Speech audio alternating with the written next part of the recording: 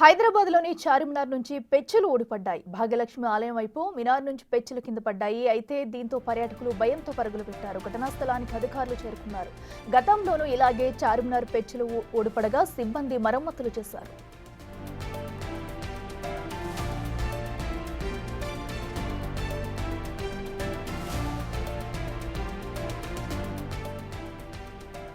హైదరాబాద్లోని చార్మినార్ నుంచి పెచ్చులు ఊడిపడ్డాయి. భాగ్యలక్ష్మి ఆలయం వైపు చార్మినార్ నుంచి పెచ్చులు కింద పడ్డాయి. దీంతో పర్యాటకులు భయంతో ఒక్కసారిగా పరుగులు పెట్టారు.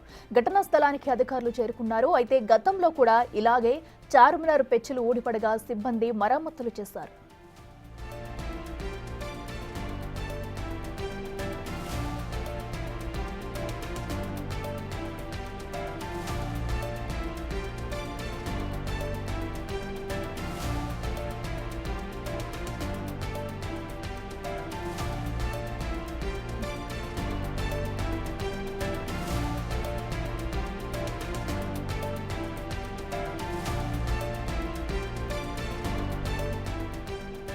ఇక హైదరాబాద్లో చార్మినార్ పెచ్చులు కూడా ఊడిపడ్డాయి. దీంతో ఒక్కసారిగా అక్కడికి వచ్చిన పర్యాటకులంతా కూడా భయభ్రాంతులకు గురయ్యారు. అయితే భాగ్యలక్ష్మి అమ్మవారి ఆలయం వైపు కూడా ఈ పెచ్చులు ఊడిపడినట్లుగా కూడా తెలుస్తుంది. దానికి సంబంధించిన విజువల్స్ కూడా మనం బిగ్ టీవీ స్క్రీన్ మీద చూస్తున్నాము. మరో పక్కన అయితే వర్ష ప్రభావంతో కూడా ఈ పెచ్చులు ఊడిపడ్డాయా అనేది కూడా సందేహం వస్తుంది. అయితే ఇప్పటికే ఇదివరకే ఒకసారి ఇలా పెచ్చులు ఊడిపడటంతో అధికారులు అయితే మరమ్మతులు చేస్తారు. అయితే మరోసారి ఇలాంటి ఘటన చోటు చేసుకోవడం అక్కడ పర్యాటకుల్ని కలవరపెడుతుందని చెప్పుకోవాలి. ఎందుకంటే ఎంతో ప్రతిష్టాత్మకమైన చార్మినార్ నుంచి ఇలా పెచ్చులు ఊడిపడుతుండటంతో కూడా పర్యాటకులు భయభ్రాంతులకు గురవుతున్నారు.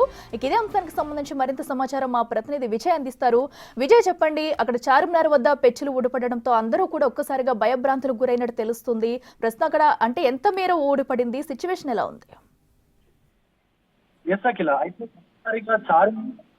పెచ్చులు ఊడిపోవడంతో ఆ పర్యాటకులు చార్మినార్ సందర్శించడానికి ప్రయాణికులు అయితే ఎత్తిపోయిన పరిస్థితి నెలకొంది.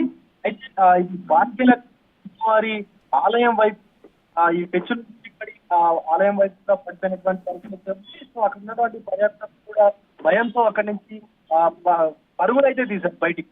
అయితే ఘటనా స్థలానికి చేరుకున్నటువంటి అధికారులు గతంలోనూ ఈ పెచ్చులు ఊడిపోయినటువంటి ఏదైతే ఏరియాలు ఉన్నాయో వాటన్నింటి కూడా సమీక్షిస్తున్నారు. ఇప్పుడు పెచ్చులు ఊడిపోయినటువంటి దాన్ని కూడా సమీక్షిస్తా ఉన్నారు. అంటే ఎంత మేర పెచ్చులు ఊడిపోయాయి ఏంటి అని చెప్పేసి కూడా చూస్తా ఉన్నారు. అయితే ఆర్కియాలజీ డిపార్ట్మెంట్ అదే పురావస్తు శాఖ అధికారులు కూడా అక్కడికి చేరుకున్నది కూడా సమాచారం అయితే ముఖ్యంగా ఎవరికి ఏమీ కాలేదని కూడా తెలుస్తా ఉంది.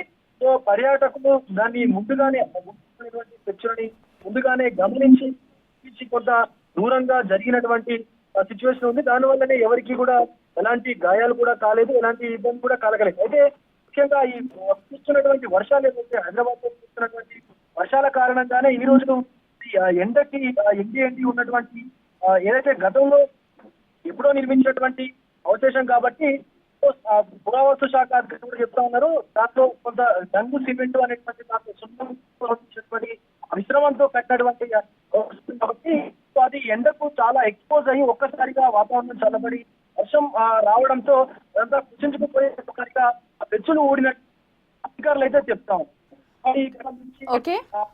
అధికారికంగా కూడా ఆర్కియాలజీ డిపార్ట్మెంట్ అయితే ఎలాంటి నివేదికలు అయితే సమర్పించలేదు.